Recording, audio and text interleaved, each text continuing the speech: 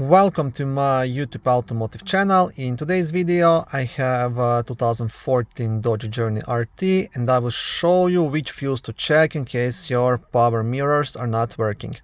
This video will apply to Dodge Journeys made from 2011 all the way up to 2020.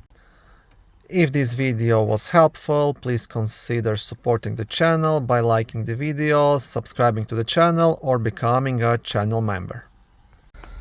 Okay, now the fuse you want to check will be located in a small fuse box which is in a passenger's cabin just under the glove box compartment. So up here, so I'll try to remove the cover first and I will show you how to do it.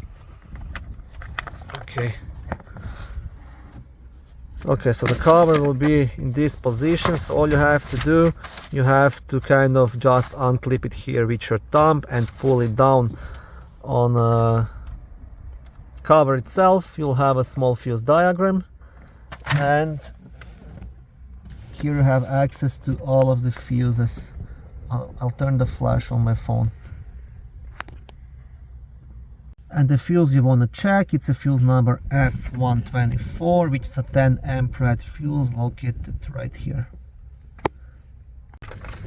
Now, in case this fuse is good, then you will have to dig a bit deeper. You will have to check and test power mirrors switch and check the wiring towards the power mirrors. Make sure to check the wiring behind the rubber sleeve on the doors, because quite often wires will get damaged there and that could result in power mirrors not working.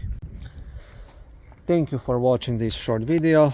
I hope it was helpful and educational. If it was, please like it and consider subscribing to my YouTube automotive channel. On my channel there is lots of how-to videos, do-it-yourself videos, car reviews, product reviews and other similar automotive topics.